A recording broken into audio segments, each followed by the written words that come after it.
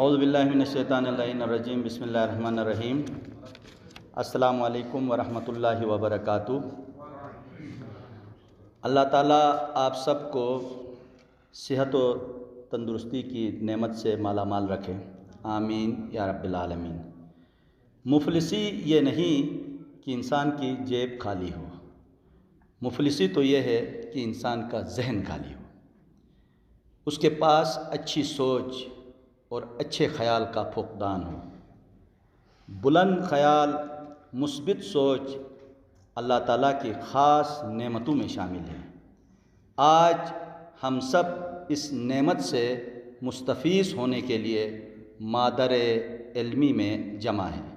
ظاہر ہے جب ہم سب اس ادارے کو ماں کا درجہ دیتے ہیں تو ماں کے فرما بردار اولاد کا یہ فرض بنتا ہے کہ وہ ماں کی عزت و وقار کا خیال رکھے۔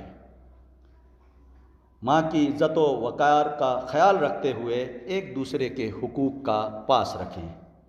اسی تناظر میں ہمیں امید ہے کہ ASA ہم سب کے حقوق کی محافظ ہوگی۔ آئیے اس خوبصورت محفل کی شروعات رحیم و کریم پروردگار کے پاکیزہ کلام سے کرتے ہیں۔ میں محترم زاہد اللہ صاحب سے ملتمس ہوں کہ وہ تلاوت کلام مجید کا شرف حاصل کریں۔ اعوذ باللہ من الشیطان الرجیم،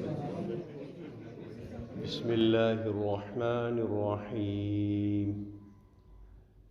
اذا جاء نصر اللہ والفتح ورأيت الناس يدخلون في دين الله أفواجا فسبح بحمد ربك واستغفره إنه كان توابا صدق الله العظيم۔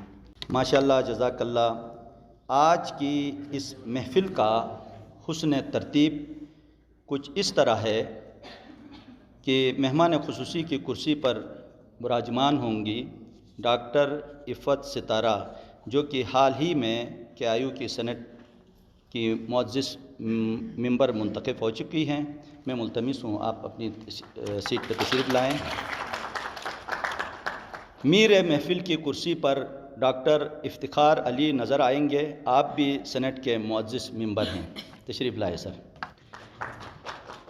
ASA کے صدر کی حیثیت سے ڈاکٹر اسماعیل اپنی کرسی سنبھالیں گے۔ ڈاکٹر صاحب۔